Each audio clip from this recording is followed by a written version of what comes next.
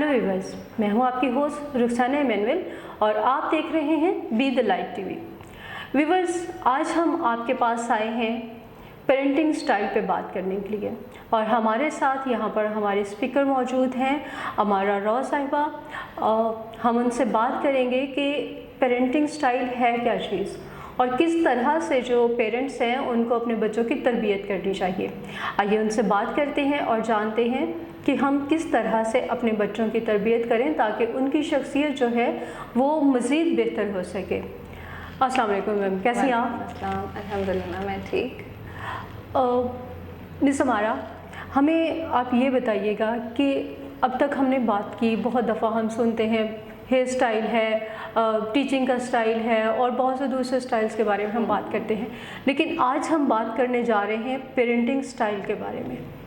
Parenting style है क्या चीज़? ठीक है।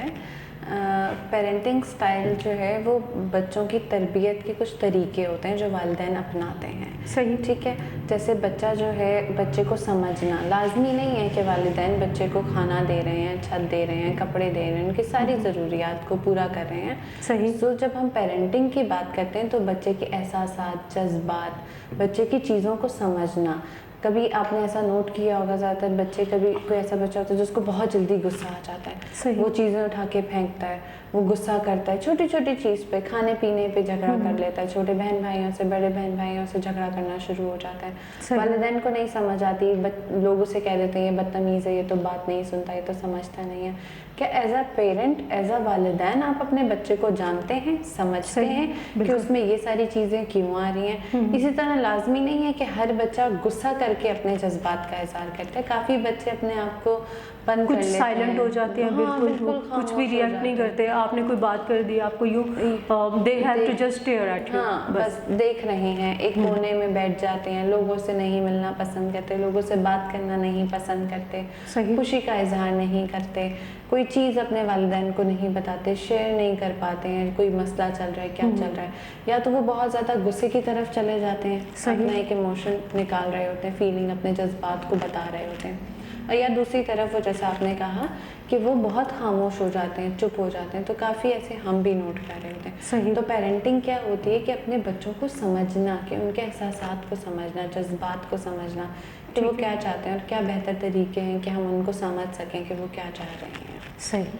मिस अमारा, हमें आप बताइएगा कि जो पेरेंटिंग के स्टाइल्स हैं वो कितने स्टाइल्स हैं, कितने तरीक़ाकार होते हैं? मतलब अभी जब हम बात करें, वैसे तो हम लोगों को नॉर्मल हम यही देखते हैं कि ठीक है, माँ बाप हैं तो बच्चों की तरबियत करनी ही है, लेकिन अभी जब हम एक टर्मिनोलॉजी में जा रहे हैं और उनके बच्चों की जो मेंटल हेल्थ है उसको हम देख रहे हैं, तो इसमें हमारे पास कितने स्टाइल्स हैं?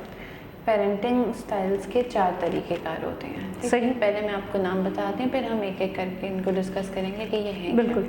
तो सबसे पहले जो है हमारे पास अथॉरिटेटिव है, अथॉरिटेरियन है, परमिसिव है और नेग्लेक्टफुल है। ये 4 स्टाइल्स होते हैं। सही। ठीक है जी। क्या आप इसको थोड़ा सा उर्दू में एक्सप्लेन कर सकते हैं ताकि वो हमारे व्यूवर्स जिनको इतनी ज़्यादा इंग्लिश की समझ नहीं आ सकती वो भी इस बात को जो है वो समझ सके कि उनका तरीक़ाकार अपने बच्चों के साथ किस तरह से है? जी, जैसे अथॉरिटेटिव की अगर हम बात करें, उसे डेमोक्रेटिक भी कहा जाता है। मतलब कि एक पॉजिटिव, एक इनफरादी जो है वो पेरेंटिंग स्टाइल है। इसमें होता क्या है, जैसे एक, जब मैं कह रही हूँ कि एक पॉजिटिव है और इसका इफेक्ट पॉजिटिव देखा गया, तो इसमें क्या क्या चीज़ें होती हैं।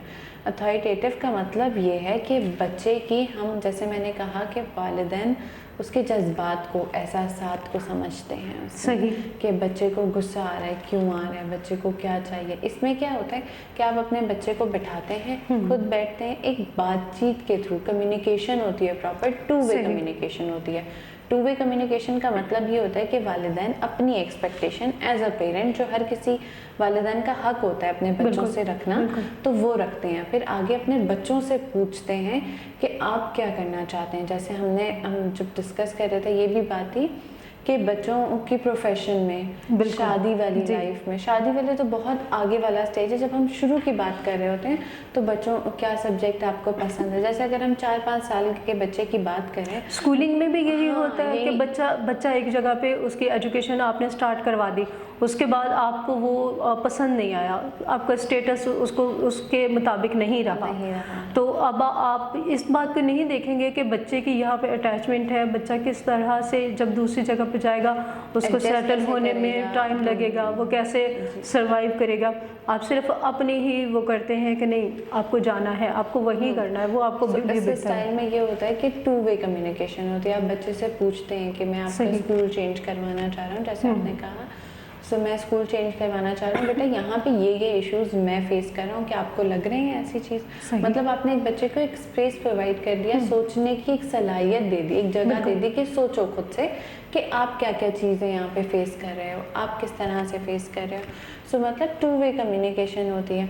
अगर एज अ पेरेंट आप डिमांड रख रहे हो बच्चे से, कोई एक्सपेक्टेशंस रख रहे हो, तो आप उनकी इमोशनल नीड को, मतलब उनके जज्बात को, उनके एहसासात को भी समझ रहे होते हो साथ सही। के साथ। जब हम दूसरे स्टाइल की बात करते हैं, अथॉरिटेरियन, उसको हाकमियत कहा जाता है। ठीक है। हाकमियत से मुराद ये होती है कि बस 1 वे कम्युनिकेशन है। जैसे हमने उसमें बात की 2 वे कम्युनिकेशन है, इसमें 1 वे है। मैंने कह दिया, मेरा हुक्म है, आपको मानना पड़ेगा, करना होगा बस। ठीक है, आपको इताअत करनी है। अगर आपने आगे से पूछ लिया कि क्यों, कैसे या क्या, बच्चा है, बच्चे के दिमाग में बहुत सारे सवाल आते बिल्कुल, हैं बिल्कुल। कि क्यों मुझे एक जगह से उठा के दूसरी जगह भेजा जा रहा है, क्यों मेरे साथ ये काम किए जा रहे हैं। तो उसमें आप कहोगे कि ये बच्चा बदतमीज़ है, ये नहीं बात मान रहा हमारी, बस कह दिया। हाकमियत क्या है, कह दिया वो पूरा हो, करना है। अगर बच्चा कोई सवाल कर रहा है, कुछ पूछ रहा है, कुछ जानना चाह रहा है, आप कह दोगे कि ये बच्चा बदतमीज़ है, इतने सवाल क्यों पूछ रहे हो, जो कह दिया है बस वो करना है। सो इससे क्या होता है कि बच्चे के दिमाग में बहुत सारी चीज़ें ऐसी होती हैं जो आ जाती हैं, जो बच्चा नहीं डिस्कस कर पाता है। एक सेफ़ एनवायरनमेंट, जैसे एग्जांपल मैं दूँ, उर्दू में अथॉरिटेटिव का मतलब ये होता है मुस्तनद, सही। फिर अथॉरिटेरियन का मतलब होता है हाकमियत, फिर है परमिसिव या इंडल्जेंट, इसका मतलब होता है फराग दिलाना, सही। फिर है नेग्लेक्टफुल, उसका मतलब होता है नज़रअंदाज ध्यान ना देना, करना बच्चे को, बिल्कुल करना। ठीक है। तो जब हम बात कर रहे हैं अथॉरिटेटिव की या मुस्तनद की, उसमें क्या होता है कि आप जो है बच्चे को एक स्पेस प्रोवाइड करते हैं। जैसे पेरेंट्स हैं अपने बच्चे से, इसमें 2 वे कम्युनिकेशन होती है। 2 वे कम्युनिकेशन का मतलब ये होता है कि आप बच्चे से बातचीत के थ्रू आप बच्चे को समझते हो। जैसे मैंने शुरू में बात की थी कि बच्चे के जज्बात को, एहसासात को समझना और फिर अपनी भी चीज़ बताना। लाजमी तो नहीं है कि हम सिर्फ बच्चे की हर चीज़ पूरी करते रहें, मानते रहें। कुछ एज अ पेरेंट्स की भी, उनका भी हक है कि उनकी एक्सपेक्टेशंस हैं बच्चों से रिलेटेड, उनकी कुछ डिमांड्स होती हैं कि हाँ हमारी ये तवक्कुआत हैं बच्चों से कि वो पूरा करें, जो कि उनका हक है, जो कि जायज़ है, वो कर सकते हैं। और उनको करना किस तरीके से चाहिए, वो उस स्टाइल में बहुत अच्छे तरीके से करते हैं वालिदैन। जैसे अपने बच्चे को बैठाते हैं, उनसे पूछते हैं कि मैं आपका स्कूल चेंज करवाना चाह रहा हूँ, या मैं चाह रहा हूँ कि आप ये कोर्स ज़्यादा इसको एक्सप्लोर कर लो, मतलब इसको एक बार देख लो, पढ़ लो थोड़ा बहुत, तो आप क्या कहना चाहते हो इस पर, या आपकी क्या राय है। Take your time and then decide that what you want to do.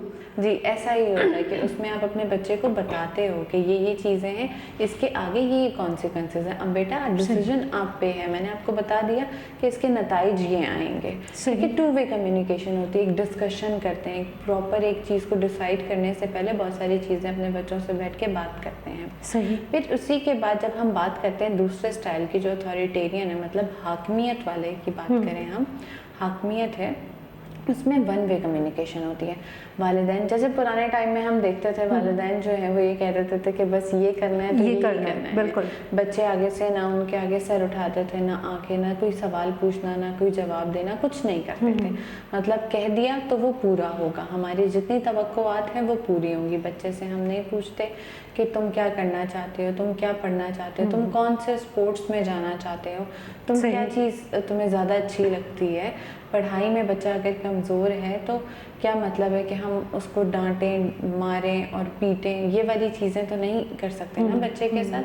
क्या उसमें इंटरेस्ट है बच्चे का, सो वो वाली चीज़ें इसमें हम नहीं देख रहे हो। या फिर दूसरी चीज़ ये भी होती है कि हम ये नहीं देखते कि बच्चा हमने कोई बात उसको कही है तो बच्चा किस पोजीशन में है, वो काम वो पूरा करने की उस वक्त सिचुएशन में है या नहीं है, उसे थोड़ा टाइम चाहिए। हम जाके फ़ौरन से कहते हैं मैंने तुमसे ये कहा था ये करो, तो तुमने किया क्यों नहीं, ठीक है। लेकिन और जब हमारा स्टाइल इस तरह का होता है कि बच्चा फिर आगे से बता भी नहीं पाता कि वजह क्या थी, क्यों नहीं किया मैंने। बिल्कुल ऐसा ही। अगर इसके एक और मैं एग्जांपल और ऐड करूं तो वो ये है कि बच्चा ज़्यादातर स्कूल में बुली हो रहा होता है, या टीचर्स कभी ज़्यादा डांट रही होती हैं, या कोई इस तरह का कुछ हो रहा होता है, टीचर्स के साथ कोई मसला है। सॉरी मैं आपकी बात काट रही हूँ, ये लफ्ज़ जो है वो बहुत कॉमन हो गया है, बहुत ज़्यादा सुनने में आ रहा है, लेकिन हम समझ नहीं पाते हैं। ठीक है, मतलब एक चीज़ है, हम कॉलेज में जाएंगे तो वहाँ पे नए स्टूडेंट के साथ लोग ये कुछ, जो पुराने सीनियर स्टूडेंट्स होते हैं वो ये कुछ करते हैं। तो काइंडली इसको थोड़ा सा एक्सप्लेन कर दें कि छोटे बच्चों के साथ किस तरह से क्या। छोटे बच्चों के साथ रैगिंग नहीं होती, छोटे बच्चों के साथ होता है बुलिंग होती है। बच्चे आपस में छोटे ही हैं, उनको भी इतनी समझ नहीं होती है कि हमें क्या सामने वाला, आपको एक बच्चा है वो ज़्यादा एक्सेसिव खाता है, या वो थोड़ा मोटा है, चबी सा बच्चा है प्यारा सा, तो उसे सब मोटा मोटा कह के बॉडी शेमिंग कर रहे थे, उसे बुली कर रहे होते हैं, उसे मार रहे होते हैं, या उसे ये होता है कि उसे चीज़ें छीन के ले जाते हैं। ये शरारतें स्कूल में होती रहती हैं बच्चों की, उसको उलट उलट नामों से पुकारना, नए नाम दे देना। बच्चा जब घर में इतना डरा हुआ सहमा हुआ रहता है, जैसे मैंने कहा कि हाकमियत वाला स्टाइल होता है वालिदैन का, वो बच्चे को सुनते ही नहीं है, वो सिर्फ अपनी बात करवा रहे होते हैं, तो वो बच्चे में एक कॉन्फिडेंस डेवलप नहीं होता कि वो अपने वालिदैन से बात करे, या वो अब दूसरे बच्चों को जवाब दे सके या वो कुछ कर सके। वो वहाँ पे भी डर जाता है, वो डर जाता है कि मैं इनको नहीं कुछ कह सकता, ये मेरे ऊपर आ रहे हैं, मुझे तंग कर रहे हैं, मैं किसी को बता नहीं पाता। तो ऐसे बच्चे घर में भी नहीं बता पाते हैं। जैसे हमने शुरू में बात की थी, या तो बच्चा बहुत ज़्यादा चीखेगा चिल्लाएगा घर में, या वो बिल्कुल खामोश हो जाएगा। तो इसके दो हमें नज़र आते हैं नताइज कि बच्चा इन दो जगहों पे इस तरह के सिम्टम्स नज़र आएंगे।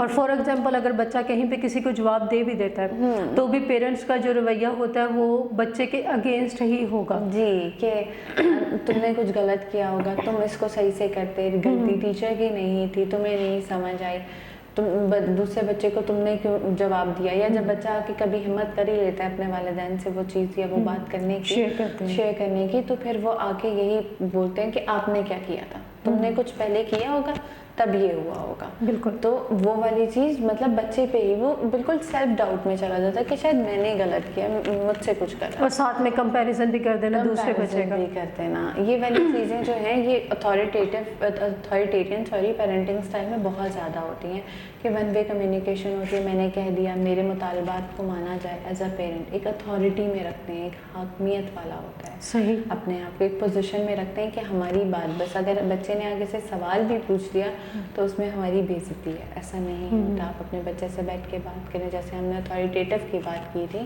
कि उसमें टू वे कम्युनिकेशन होती है।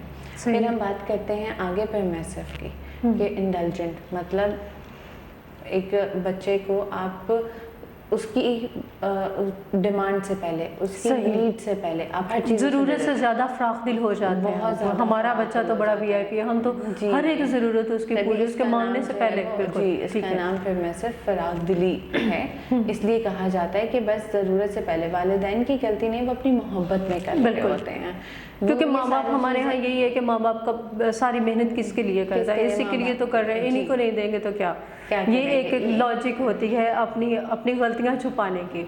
और बाज़ औक़ात हम अपनी मोहब्बत में ही कर रहे होते हैं वालिदैन। और ये जो हम जितने भी स्टाइल की बात करेंगे तकरीबन अपनी मोहब्बत में ही हो रहे हैं। अथॉरिटेरियन की भी हम बात करें, हाकमियत वाले की, तो उसमें भी वालिदैन मोहब्बत में कर रहे होते हैं। क्यों? क्योंकि उनको लगता है कि दुनिया इस तरह से चल रही है, हम और अपने बच्चे को इस तरह नहीं करेंगे तो वो आगे कैसे कम्पीट, उसकी शख्सियत नहीं बन पाएगी, वो तरबियत नहीं हो पाएगी। बिल्कुल सही। बच्चे की कैपेसिटीज, उसके इंटरेस्ट, वो कितना उसका IQ है, वो किस रेंज तक पढ़ सकता है, नहीं पढ़ सकता, उसकी ये दिमागी कुव्वत कितनी है कोई काम करने की, कोई चीज़ याद रखने की। ज़्यादातर बच्चों की नहीं होते मेमोरी, हर बच्चा अपने अपने हिसाब से होता है, इंडिविजुअल डिफरेंसेस होते हैं, हर बच्चे की अपनी कैपेसिटी होती है, अपनी खसूसियात होती हैं। तो वो वालिदैन को समझना बहुत ज़्यादा ज़रूरी होती है, जो कि वालिदैन नहीं समझते। अब हर बच्चा तो नहीं बनता ना डॉक्टर, इंजीनियर, चार्टर्ड अकाउंटेंट नहीं होता।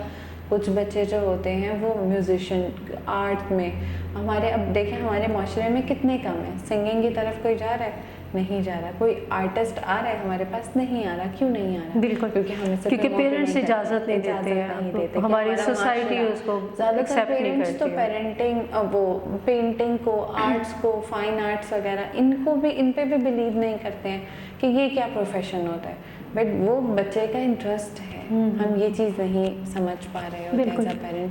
बच्चे को हम वो स्पेस नहीं दे रहे होते कि वो अपने आप को बताए, अपने आप को जताए कि मैं क्या हूँ, मेरे अंदर क्या क्या खसूसियात हैं। जब तक हम वो नहीं देंगे तो बच्चा कैसे समझेगा? बिल्कुल, ठीक है। तो हम तीसरे स्टाइल पे थे। तो तीसरा स्टाइल, जैसे आपने काफ़ी, आप इस बारे में आप समझ गए हैं कि वो क्या है।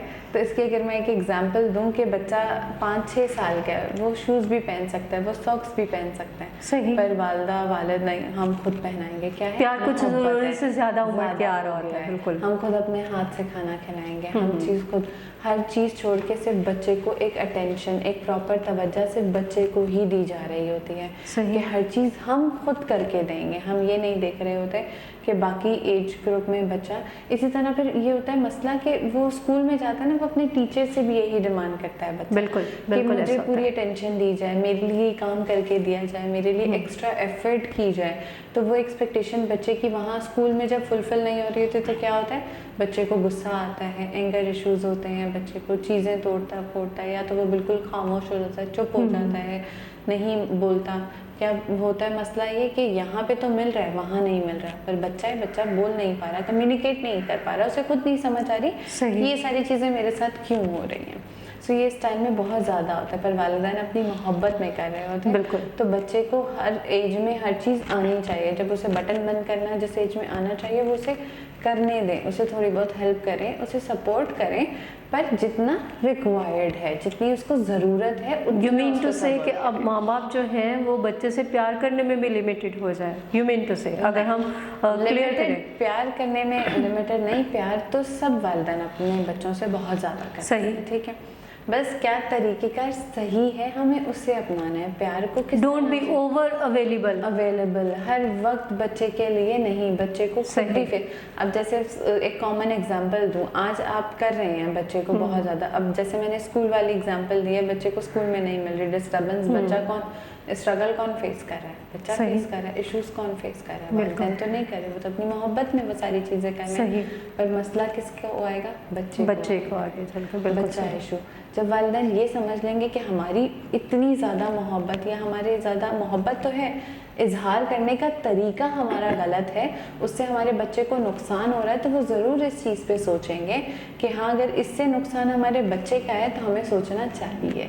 ठीक है। और घरों में माँ बाप जो होते हैं मोस्टली हम देखते हैं कि वो हर वक्त प्यार में, या अपना उनके पास टाइम कम होता है तो वो जल्दी जल्दी चलो और मैं खिला देता हूँ, ठीक है, मैं खिला देता हूँ जल्दी। लेकिन उसका जो नेगेटिव जो पहलू होता है वो ये होता है, बच्चे को जब आप लंच बॉक्स देते हैं, मॉर्निंग में मोस्टली हम देखते हैं बच्चों के पास इतना टाइम नहीं होता कि वो ढंग से नाश्ता कर सकें। उनकी वैन आ जाती है, उनको फ़ौरन से स्कूल पहुंचना होता है, नींद पूरी नहीं हो रही होती, तो लंच बॉक्स जो है वो एज इट इज़ वापस आता है, क्योंकि उसको अपने हाथ से खाने की आदत ही नहीं है, उसका खाने के साथ रिलेशनशिप भी नहीं है, ठीक है। और फिर वहाँ पे यहाँ माएँ परेशान हो जाती है, हमारा बच्चा वीक हो रहा है, कुछ खा नहीं रहा, क्योंकि सुबह नाश्ता ठीक से नहीं किया, उसको आदत नहीं है अपने हाथ से करने की, वो लंच नहीं करेगा, lunch box as it is वापस आएगा, तो जब वो आके खाना खाएगा, लंच का टाइम होगा, घर पे खाना खाने का, तो भूख लग के ख़त्म हो चुकी होगी अगर मदर अवेलेबल, तो बच्चा डेफिनेटली उसमें जो फिजिकल वीकनेस भी उसमें आ जाती ठीक है। तो यही मैं आपको बात कर रही हूँ कि प्यार सब वालिदैन बच्चों से बहुत करते हैं, इजहार करने का सबका तरीका अलग होता है।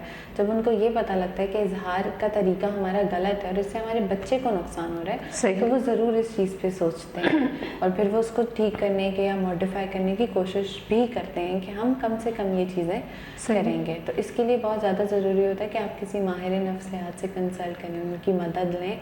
उनकी मदद लेना कोई बुरी चीज़ नहीं है कि आपके बच्चे में कोई ख़राबी है या आप में कोई ख़राबी है। ये पेरेंटिंग स्टाइल जैसी चीज़ें अपने बच्चों के हवाले से समझना ये बहुत ज़्यादा ज़रूरी है।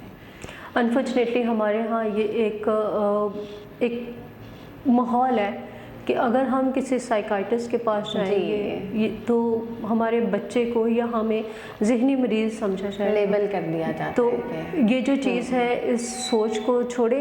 अगर आपको लगता है कि ज़्यादा आपको डर है सोसाइटी का, तो फिर आप उस बात को सोसाइटी में ना डिस्कस करें कि ये प्रॉब्लम मेरे बच्चे के साथ चल रहा है, मैं फ़लाँ के साथ जा रही हूँ, मुझे तो वहाँ लेके जाना पड़ रहा है, डॉक्टर को दिखाना पड़ रहा है। ये चीज़ें आप अवॉइड कर दें वक्ती तौर पे, लेकिन एक मुस्तनद माहिर से डिस्कस करना जो है वीवर वो बहुत ज़्यादा ज़रूरी है। जब भी अगर कभी आप इस तरह के प्रॉब्लम्स आपको लगे कि आपके बच्चों में इस तरह के प्रॉब्लम्स हो रहे हैं, तो यकीनन आपको फ़ौरन बग़ैर देर किए आपको किसी माहिर से ज़रूर डिस्कस करना चाहिए ये बात। ठीक है, हमारे चारों एक आखिरी स्टाइल हमारा रह गया जो है निगलेक्टफुल, मतलब तवज्जो ना देना। अब हमारे माशरे में अगर हम बात करें, हम अपनी सोसाइटी को देखते हैं तो फैमिली प्लानिंग का कोई कॉन्सेप्ट नहीं होता कि एक बच्चा है फिर कोई गैप लेना है, या हमें कितने बच्चे हम अफोर्ड कर सकते हैं नहीं कर सकते।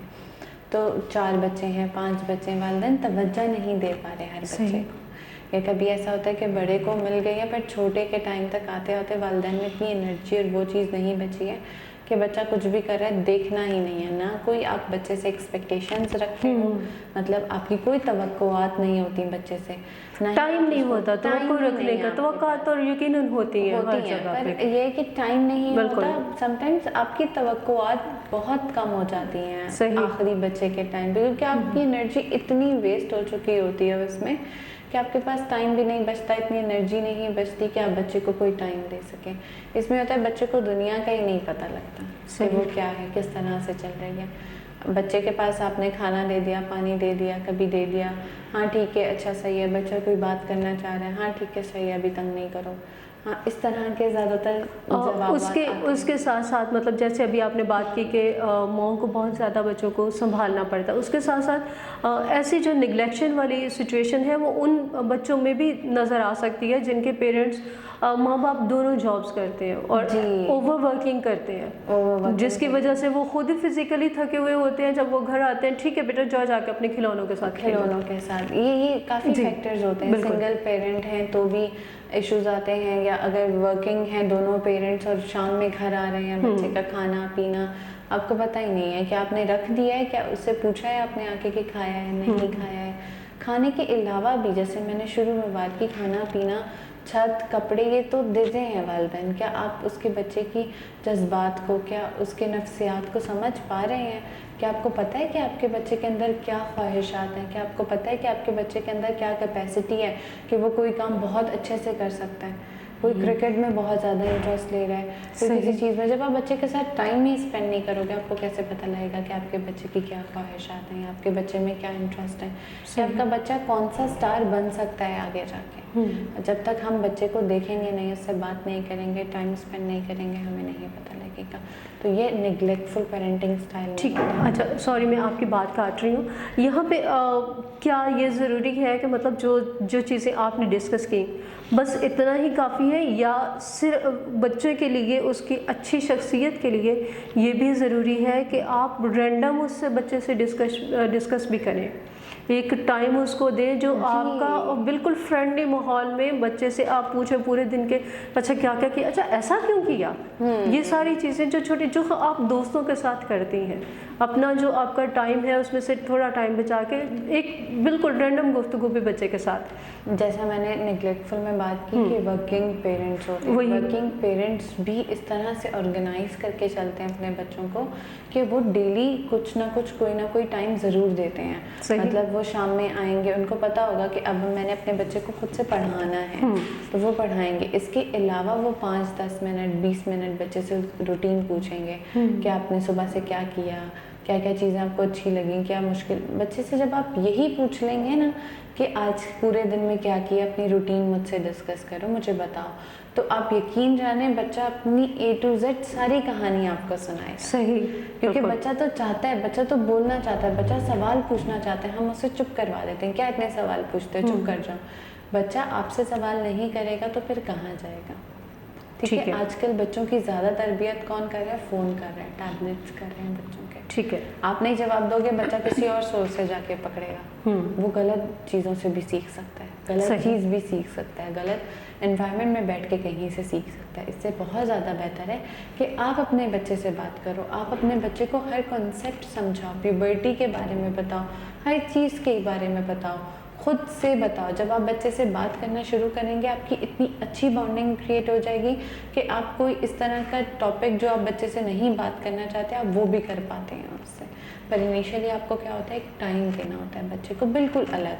अगर आपके 4 बच्चे हैं, आपको दिन में एटलीस्ट उनके लिए 15 से 20 मिनट निकालने, हर बच्चे का अलग-अलग कि क्या काम किया आज, कैसी रूटीन थी, कैसा था, क्या था। अगर एक पे पर्टिकुलर अटेंशन दे रहे हैं तो आपको एक पे देनी है, फिर दूसरे पे देनी है, तीसरे पे। तो ये क्या होता है, ऑर्गेनाइज रह के चलना। लाजमी नहीं है वर्किंग पेरेंट्स नहीं कर पाते हैं, मैनेजमेंट होती है। बिल्कुल। क्या होता है कि पेरेंट्स खुद भी माइंडफुल होते हैं, फ्रेश होते हैं, उनको पता होता है हमें अपने बच्चों को क्या देना है, किस तरह से देना है। ठीक है। ठीक है। अच्छा, एक चीज़ हम यहाँ पे डिस्कस करेंगे। आपने कहा कि बच्चे के हर सवाल का जवाब देने की कोशिश करें। अब बच्चों को, जब मैं पर्सनल मेरी अपनी बेटी की बात करती हूँ, तो बच्चों के जो दिमाग होते हैं वो आपको पता है वो एक्स्ट्रा ऑर्डिनरी चलते हैं, है ना। उनके पास उनका जो चीज़ों को देखने का नज़रिया अलग होता है, वो वहाँ तक जाके देखते हैं जहाँ तक हम बड़े नहीं देख पाते हैं। तो ज़रूरी तो नहीं होता कि मतलब हर एक पेरेंट के पास हर उनके क्वेश्चन का आंसर हो। इस सिचुएशन में माँ को क्या करना चाहिए? देखिए, समटाइम्स कुछ क्वेश्चंस ऐसे भी होते हैं कि बच्चा पूछ लेता है और ऐसी सिचुएशन होती है कि हम हर बच्चे को हर चीज़ नहीं बता पाते। बिल्कुल। सो उसमें हमें मॉडिफाई करना आना चाहिए। सही। बच्चे से पूछना क्यों, आपको क्या लग रहा है कि ये ऐसा क्यों हो रहा है। बच्चे ही खुद की ब्रेनस्टॉर्मिंग होगी उससे। That's good। मुझे ऐसे ऐसे लग रहा है, शायद ये इस वजह से हो रहा है। अब आपको उसमें से जो अप्रोप्रिएट लगेगा, अब कुछ चीज़ें ऐसी होती हैं जो हम बच्चे के सामने रिवील नहीं कर सकते हैं। सही। ठीक है। अगर एग्जांपल दूँ, प्रेगनेंसी के हवाले से बच्चे बहुत सारे सवाल पूछते हैं, ये क्यों हो रहा है, ये ऐसे क्यों हो रहा है, वैसे क्यों हो रहा है। सो आप पूछ सकते हैं, आपको क्या लग रहा है बेटा, क्यों हो रहा है ऐसे। तो वो खुद से बच्चा सोचेगा और जो उसके दिमाग में होगा, जो वो आपके मुंह से बुलवाना चाह रहा है, वो खुद बोलेगा। सही। कि मम्मा मुझे शायद ये चीज़ें लग रही हैं। तो उसमें से जो आपको अप्रोप्रिएट लगे कि हाँ बेटा देखें आपने ये बताया ना, तो इस वजह से ये चीज़ हो रही है। ठीक है। तो बच्चे की खुद से भी ब्रेनस्टॉर्मिंग होगी। तो ज़्यादातर पेरेंट्स इरिटेट हो जाते हैं और ऑब्वियसली हम भी समटाइम्स इरिटेट होते हैं कि क्या इतने सवाल पूछ रहे हो, चुप कर जाओ, अभी 2 मिनट, अभी डिस्कशन चल रही है, कोई बड़े बैठ के बात कर रहे हैं, कोई ऐसी सीरियस सिचुएशन है वहाँ पे बच्चे सवाल पूछ रहे हैं, क्या हो गया, क्या हो गया, क्या हो गया। तो मतलब बच्चे को आराम से भी समझाया जा सकता है कि 5 मिनट रुको, 10 मिनट रुको, बेटा आपको क्या लग रहा है, अभी क्या चीज़ चल रही है, कोई सीरियस बात चल रही है, आपको बताना लाजमी है। अगर बच्चा कहेगा कि हाँ मुझे पता है, मैंने इतना सुन लिया, आप मुझे इतना बता दें। अगर देखें बच्चे के पास इतना सा भी क्यों चला जाएगा ना कि ये बात हो रही है, क्यूरियोसिटी होगी बच्चों में आगे जानने की, तो वहीं पे स्टॉप लगाने के लिए भी आप बच्चे से पूछ सकते हैं, आप उसे मॉडिफाई कर सकते हैं, बेटा ऐसे नहीं, ये वाली बात हुई थी। तो ये नेक्स्ट टाइम आपके लिए थोड़ी हेल्पफुल होगी जब आप अपनी बेटी को खुद से उस सिचुएशन में डालेंगी कि सोचो और मुझे बताओ। तो इससे ये क्या होगा कि जो एक्सेसिव बच्चे क्वेश्चन करते हैं, ये आदत भी तो अच्छी नहीं है कि वो हर किसी से जाके सवाल पूछें, हर छोटी चीज़ पर सवाल पूछें। तो इससे ये होगा कि उनके जो क्वेश्चंस करने का तरीका या जो उनकी रेपिटेशन होगी वो कम होती जाएगी, क्योंकि मम्मा हर बार मुझसे इसे ही कह देती हैं कि आपको क्या लगता है, तो वो ऑटोमेटिक वो चीज़ें सोचना शुरू होंगी। तो वो बच्चे की खुद से एक वो बच्चे को एनवायरनमेंट मिलेगा कि हाँ मैं खुद से तो सोचूं, अपने दिमाग पे जोर डालूं कि क्या काम है या क्या हो रहा है, किस तरह से हो रहा है। अच्छा, जिस तरह अभी आपने डिस्कस किया कि मतलब हम बच्चों से पूछें, अगर कोई बात हमारे पास किसी बात का नॉलेज नहीं है तो बच्चों से पूछें। तो बच्चे, आज का बच्चा जो है वो बहुत स्मार्ट है और आपको पता है कि उसके पास फैसिलिटीज़ भी हमसे बढ़ के हैं, है ना। अगर आप बच्चे को ये कह देंगे कि बेटा मुझे नहीं पता, ठीक, तो बच्चा अपने तौर पे जब उस चीज़ को सीखेगा तो वो फिर अपनी मर्ज़ी से सीखेगा। अच्छा, यहाँ पे अभी आपने बात की कि मतलब आप बच्चों से पूछें कि क्या है, किस तरह है, तो उनको आप उनका एक्सपोजर जो है वो चेक करें। तो मैं यहाँ पे एक चीज़ ऐड करना चाह रही हूँ। देखिए, जब हम बच्चों को ये कह देते हैं कि बेटा आपका क्या ख्याल है, तो बच्चे स्मार्ट हैं और उनके पास ज़्यादा फैसिलिटीज़ हैं। वो जब जाके चीज़ें सीखते हैं तो फिर वो अपने तौर पे सीखते हैं, फिर वो एक उनमें क्यूरियोसिटी होती है, अच्छा ये ऐसे हुआ, इससे आगे क्या हुआ, उससे आगे क्या हुआ, उससे आगे क्या हुआ है। तो उसमें बाज़ औक़ात बच्चे अपनी एज से ज़्यादा बड़ी चीज़ें सीख जाते हैं। तो मैं ये समझती हूँ, मेरा पर्सनल एक्सपीरियंस ये है कि शायद आप डॉक्टर हैं, आपको ज़्यादा बेहतर पता होगा, बट मैं ये समझती हूँ कि आप बच्चे से टाइम दें, बहुत सॉफ्ट अल्फाज में बच्चे को बोले, अच्छा ठीक है ये बात है, ठीक है बेटा मैं आपको बताती हूँ, सही। उसके बाद आप उस क्वेश्चन के बारे में जानें, सीखें, और फिर जितना आप बताना चाहते हैं अपने बच्चे को आप उतना उनको बताएं, ताकि बच्चे के जहन पे एक्स्ट्रा बर्डन भी ना आ जाए। बाज़ औक़ात ऐसा होता है बच्चे ज़्यादा चीज़ें सीख जाते हैं जिससे उनके जहन पे एक्स्ट्रा बर्डन आ जाता है, जो कि आजकल ऑलरेडी उनके पास जो फैसिलिटी उनके पास मौजूद है वो उनके लिए ऑलरेडी बहुत ज़्यादा नुकसानदेह है। तो सही है। इसी में मैं जैसे ऐड करूँगी कि आपने कहा कि बच्चे को कहो कि मुझे नहीं पता इस बारे में, वो खुद से एक्सप्लोर करें तो वो ज़्यादा कर लेंगे। तो बिल्कुल ऐसा ही होता है। आप बच्चे को ये कह सकते हैं कि आप मुझे 2 मिनट दें या 5 मिनट दें, मैं अभी एक बार रीड करके मैं आपको बताती हूँ। हम नेक्स्ट डे जो है मैं थोड़ा इसके बारे में खुद चले, मैं बिजी हूँ अभी थोड़ी सी, ये आंसर थोड़ा डिटेल्ड है तो हम इसको बाद में डिस्कस करेंगे, और हम ज़रूर करेंगे डिस्कस। और जब आपने कहा है कि हम करेंगे डिस्कस तो वो आपको याद रहना चाहिए, आपको ज़रूरी याद रहना चाहिए कि आपको करना है वो डिस्कस, आपने भूलना नहीं है। फिर आपके पास बेशक जितने भी काम हो। और फिर अगर एक और तरीका भी ये हो सकता है उसका कि आप बच्चे को खुद साथ बैठा के आप गूगल खोल के जितना लिमिटेड आप उसे इन्फॉर्मेशन देना चाहते हैं, ताकि उसके पास ये हो जाए कि गूगल पे भी यही इन्फॉर्मेशन आ रही है, वालिदा ने भी मुझे यही प्रोवाइड किया, और at the end of discussion आप ये भी बच्चे से पूछ सकते हैं, और कोई सवाल रहता है आपका, और कुछ पूछना है आपको, तो जब बच्चे का और कुछ का जब आएगा तो फिर आप बता दोगे कि हाँ बेटा ये ऐसे ऐसे, बस अब यहाँ पे ये डिस्कशन एंड हो जाएगी। अगर इससे रिलेटेड कोई और आपको बाकी चीज़ें हम बाद में डिस्कस करेंगे, आप मुझसे पूछे ना, कोई मसला नहीं है, ठीक है। सही। तो इस तरह करके हम आगे इसको करते बेहतर तौर पे हम अपने बच्चे को जो सेटिस्फाई कर सकते हैं। जी, बच्चे को सेटिस्फाई करना बहुत ज़्यादा ज़रूरी है। ये आपने बहुत इंपॉर्टेंट चीज़ बोली कि सेटिस्फाई होना बच्चे का बहुत ज़रूरी है, क्योंकि बच्चे सेटिस्फाई नहीं होते हैं, वो एक्सप्लोर करते हैं, वो इधर से देते हैं, वो कहीं और से लेंगे, वो किसी और से जाके पूछेंगे, घर में कोई और होगा उससे जाके पूछेंगे। तो ज़्यादा बेहतर है कि वालिद या वालिदा में से कोई उनको बहुत अच्छे से वो एक्सप्लेन कर दे और सेटिस्फाई कर दे। सही। हम यहाँ पे बात कर रहे हैं कि आपको बच्चों को टाइम देना है। मैं एक चीज़ ऐड करना चाहूँगी कि ज़रूरी नहीं है कि आप बिल्कुल टोटल फ्री हो के जैसे हम बैठे हुए बात कर रहे हैं इस तरह से कुर्सी मेज़ पे बैठ के बात करें। आप अपने जो रूटीन के काम है, आपकी अटेंशन जो है वो बच्चे के साथ होना चाहिए, आपका आई कांटेक्ट होना चाहिए। आप अपने काम करते हुए भी, बाज़ औक़ात मैंने माओं को देखा है किचन में काम कर रही हैं, बच्चे को किचन की स्लाइड पे साथ में बिठा लेती हैं, उनका काम भी होता रहता है, बच्चे के साथ उनका टाइम भी स्पेंड हो रहा है, बच्चे का और माँ का एक रिलेशनशिप भी। और उसमें एक और बहुत खूबसूरत चीज़ होती है, जब बच्चा आपको वहाँ पे काम करते हुए देखता है तो उसको पता होता है उसकी माँ जो है, उसका बाप जो है वो कितनी मेहनत कर रहे हैं। ये बहुत ज़रूरी बिल्कुल, तब वो आपके और बेहतर तौर पे रिस्पेक्ट कर पाते हैं।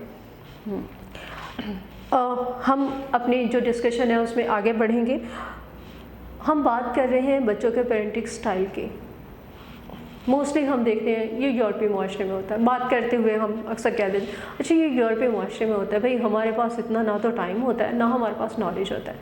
अब हम बात करते हैं क्योंकि हम एशिया में रहते हैं, एशियन कंट्रीज़ की, यहाँ पे लिटरेसी रेट जो है वो व्यूअर्स आप जानते हैं बहुत कम है। तो यहाँ पे कौन से तरीके हैं, कितने तरीक़ाकार जो हैं वो आप लोगों को समझ में आते हैं कि कितने तरीक़ाकार जो हैं वो एप्लीकेबल हैं या प्रैक्टिकल हैं, इस वक्त प्रैक्टिस में क्या क्या है? अभी जो है बात ये नहीं है कि एजुकेटेड है या नॉन एजुकेटेड है, कुछ बट नॉलेज होता है, नॉलेज होती है चीज़ों के बारे में, बहुत नॉलेज। हम नॉलेज का वर्ड यूज़ करेंगे, नॉलेज का वर्ड यूज़ करेंगे। पेरेंटिंग स्टाइल से रिलेटेड बहुत नॉलेज होती है पेरेंट्स को। Sometimes doctor, engineer parents as a working होते हैं, डॉक्टर भी होते हैं, इंजीनियर्स भी होते हैं, उनको नहीं पता होता कि पेरेंटिंग स्टाइल्स क्या हैं। सही। ज़्यादातर वो वही बात है कि वालिदैन को तो लगता है कि वो अपने बच्चे को बेस्ट दे रहे हैं और वो अपने तरीके से दे रहे होते हैं, बस क्या होता है उनका तरीक़ाकार मुख्तलिफ होता है जिसको मॉडिफाई करना बहुत ज़रूरी होता है। क्यों? फॉर एग्जांपल मैं हूँ, मेरा बचपन गुजरा है, मेरे पेरेंट्स जो हैं वो वेल एजुकेटेड थे, वेल नोन थे, बहुत बिजी, बहुत हाई क्लास में उनका जो सरवाइव करते थे, मुझे उन्होंने जितना टाइम दिया है मैं उतना ही पेरेंटिंग स्टाइल के बारे में जान पाऊंगी, है ना। तो क्योंकि यहाँ पे हमारे अपने और उनके रिलेशनशिप में जो चीजें होंगी वो आगे आपकी लाइफ पर बहुत ज़्यादा इफेक्ट करती हैं। और जिस तरह से मेरे पेरेंट्स ने मुझे टाइम दिया, मैं उसी तरीके का टाइम जो है वो अपने बच्चे को दूंगी, क्योंकि हमारे यहाँ मोस्टली वो चीज़ नहीं होती है कि जब आप पेरेंट्स बनने जा रहे होते हैं तो आप तरबियत हासिल करें कि आपने आगे बच्चे को किस तरह से समझाना है, किस तरह उसको हैंडल करना है, उसके इमोशंस को कैसे देखना है। तो ये सारी चीज़ें जो है एक्चुअली जब हम यूरोप की बात करते हैं तो वहाँ पे ये सारा प्रोसीजर जो है वो स्टार्ट हो जाता है। जैसे ही खातून प्रेग्नेंट होती हैं, दोनों मियाँ बीवी के सेशन स्टार्ट हो जाते हैं। लेकिन हमारे यहाँ पे इस तरह की चीज़ें नहीं होती हैं। तो हमने जो खुद सीखा होता है अपनी ज़िंदगी से, हम उसी को लेके आगे चल रहे होते हैं। तो यही बात है कि जब शुरू में आपके पेरेंट्स ने जिस तरह से आपकी तरबियत की थी, उनका जो स्टाइल है आपको बुरा ज़रूर लगता होगा कहीं ना कहीं कि उन्होंने ये वाला स्टाइल यूज़ किया, ये वाला नहीं करना चाहिए था और ये ऐसे किया था। मैं अपने बच्चों, अब इसमें ना दो चीज़ें आती हैं। कुछ वालिदैन ऐसे होते हैं कि मेरे वालिद और वालिदा ने मेरे साथ ये किया था, मैं अपने बच्चे के साथ यही करूँगा, ठीक है, उन्होंने यही किया मैं भी यही करूँगा, ठीक है। दूसरी साइड ये होती है, उन्होंने मेरे साथ ऐसा किया था पर मैं ये करूँ, मुझ पे ये असर हुआ उनके इस एक्शन का, तो मेरा रिएक्शन वो अपनी औलाद के साथ नहीं होगा। जैसे हम स्टाइल्स की बात कर रहे थे और हमने परमिसिव स्टाइल की बात की, जिसमें बच्चे को आप बहुत ज़्यादा चीज़ें प्रोवाइड कर रहे थे, मांगने से पहले प्रोवाइड कर रहे थे, तो उन पेरेंट्स की कहीं ना कहीं कोई ना कोई महरूमी रही होती है अपने वालिदैन की साइड से।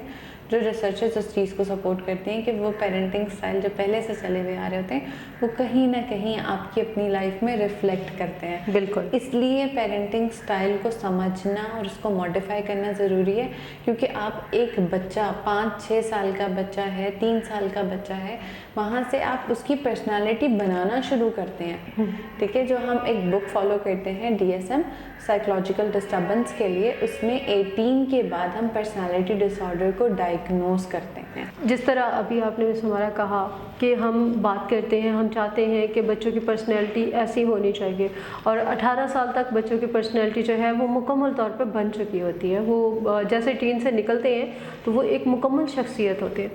मैं यहाँ पे एक और बात ऐड करना चाह रही हूँ, अगर हम चाहते हैं कि हमारा बच्चा ऐसा हो तो हमें वही कुछ करके ख़ुद भी दिखाना होगा।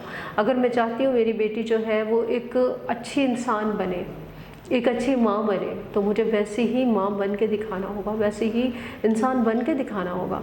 मैं चाहती हूँ कि बेटा मेरा ऐसा हो तो उसके बाप को वैसा ही होना चाहिए, क्योंकि यही कुछ हम देखते हैं कि जो बाप करता है वही बेटा करता है और जो माँ करती है वही बेटी करती है।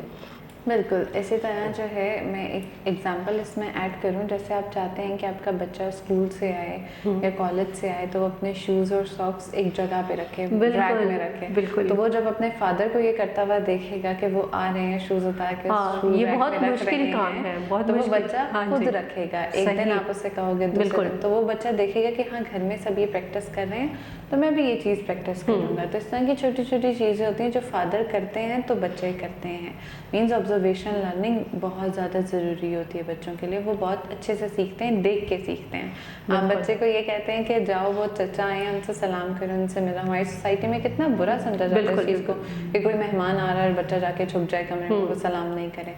पर जब आपको बच्चे को सिखाना है तो आपको पहले उठना होगा, सलाम करना होगा। जिस तरह से आप अपने बच्चे को सिखाना चाह रहे हैं आपको खुद उठ के करके उसे दिखाना होगा बिल्कुल कि ऐसे करना है, तो फिर वो बच्चा देख के करेगा। बिल्कुल सही। बोलने से ज़्यादा ऑब्जर्वेशनल लर्निंग बच्चों के लिए इफेक्टिव होती है। आपने बहुत अच्छा पॉइंट रेज किया है यहाँ। आपके घर में कोई मेहमान आता है, आप अपने बच्चे को बोले बेटा या बेटी उठे, हमारे मेहमान आए, हम चल के उनको पहले हमें उनको सलाम करना, उसके बाद हम बाकी चीज़ें जो है आप होमवर्क बाद में कर लें, बाकी चीज़ें आप बाद में कर लें। पहले आपको उनसे मिलना ज़रूरी है, उनको वेलकम करना ज़रूरी है। फिर वो अपने बच्चे को अपने साथ लेके जाएं और पहले ख़ुद इब्तिदा करें, पहले ख़ुद सलाम दुआ लें और फिर बच्चा भी जाएगा। बच्चा भी आपको देख के ख़ुद ब खुद वो सब कुछ करेगा। व्यूअर्स, यहाँ पे बहुत खूबसूरत बात हो रही है, दिल नहीं चाह रहा है चीज़ों को यहाँ पे स्टॉप करने का, लेकिन वक्त की कमी और बातें अभी हमारी इसी टॉपिक पे बहुत सारी चीज़ें जो हैं वो हम चाहते हैं कि आपको आपको बताई जाए ताकि आप अपने बच्चों के बहुत बेहतर तौर पे तरबियत कर सकें और आप देख सकें, आप जान सकें कि अब तक आपने जो तरबियत अपने बच्चों की है उसके असरात क्या है, उसमें आपके बच्चों की पर्सनैलिटी बनी क्या है, और फिर बच्चों की पर्सनैलिटी को देख के आप जान सकें कि आप कौन सी जो हमारा स्टाइल है उस कौन से स्टाइल में आपका पेरेंटिंग स्टाइल आ रहा है। हो सकता है हमारी डिस्कशन सुनने के बाद आप अपना जो पेरेंटिंग स्टाइल है उसको चेंज करना बेहतर समझें। व्यूअर्स, हम बात कर रहे हैं, बहुत सी खूबसूरत बातें हमने आज नई सीखी हैं। अभी हमारा प्रोग्राम जो है मज़ीद हमारे पास बहुत सारी चीज़ें हैं जो हम आप तक पहुंचाना चाहते हैं। हम चाहते हैं कि आप अपने बच्चों को देखें और उनके बारे में जानें कि अब तक आपने जो उनकी तरबियत की है वो उनकी कैसे शख्सियत बनी है। अभी बहुत सी चीज़ें जो आप तक पहुंचाना बाकी हैं, उसमें हम डिस्कस करेंगे ये जो चारों स्टाइल हैं, उन स्टाइल्स के बच्चों की शख्सियत पे क्या असरात होते हैं और आप उन बच्चों को देखकर क्या ऑब्ज़र्व कर सकते हैं। उनकी शख्सियत इस तरह की बनेगी तो दुनिया भी आपको देख के कहे, आपके बच्चे को देख के कहेगी कि ये जो पेरेंट्स हैं वो इस तरह के, इस स्टाइल के पेरेंट्स थे। वो सारी क्वालिटीज़ हर एक जो मुस्तनद पेरेंट्स हैं उनके बच्चों की क्या क्वालिटीज़ होंगी, जो हाकमाना रवैया रखने वाले पेरेंट्स हैं उनके बच्चों की क्या क्वालिटीज़ होंगी, ये सारी चीज़ें हम लोग डिस्कस करेंगे अगले प्रोग्राम में। उसके साथ साथ हम जानेंगे कि जब हम बच्चों को टोटल निगलेक्ट कर देते हैं उसके बच्चों की शख्सियत पे क्या असरात होते हैं। फिर हम ये भी डिस्कस करेंगे कि एक बेहतरीन शख्सियत जो हम चाहते हैं कि हमारा बच्चा आइडियल बच्चा हो, आइडियल इंसान बने आगे चल के, उसकी पर्सनैलिटी बेहतरीन हो, उसके लिए हमें कौन कौन से तरीके, ये ज़रूरी नहीं है डॉक्टर साहब के एक ही पेरेंटिंग स्टाइल जो है वो परफेक्ट हो। जब हम डिस्कस करेंगे चीज़ों को तो हमें पता चलेगा कि कहाँ कहाँ से जो अच्छी चीज़ें हैं वो निकल सकती हैं। अगर उस स्टाइल में ये चीज़ नहीं होती तो ये बच्चे में कमी नहीं होती। तो हम एक बेहतरीन स्टाइल को आपके सामने के बच्चों में एक्चुअली बेहतरीन जो पेरेंट्स होने की जो क्वालिटीज़ हैं वो क्या क्या होंगी, आपके बच्चे को देख के कैसे पता चलेगा कि आप बेहतरीन पेरेंट्स थे। अपना और अपने प्यारों का बहुत सा ख्याल रखिएगा। ये सारी चीज़ें जो अभी मैंने आपको बताई हैं ये हम अगले प्रोग्राम में डिस्कस करेंगे। इन सारी चीज़ों को आप जान पाएंगे। मिस हमारा आपका बहुत शुक्रिया। वाकई में जी नहीं चाह रहा है कि हम इसको यहाँ पे क्लोज़ करें, लेकिन हम ज़्यादा टाइम नहीं लेंगे। नेक्स्ट एपिसोड में हम आपको बाकी की जो सारी बातें हैं डॉक्टर अमारा ही के साथ हम कंटिन्यू करेंगे और हम बाकी सारी चीज़ें जानेंगे। अपना और अपने प्यारों का बहुत सा ख्याल रखें, अपने माहौल का और अपनी सेहत का और अपनी जो मेंटल हेल्थ है उसका भी बहुत सा ख्याल रखें। फिर मिलेंगे इसी टॉपिक को कंटिन्यू करते हुए।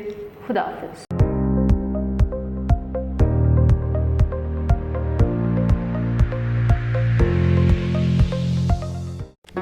Do not forget to like the video, subscribe BTL TV and press the bell icon to receive notifications.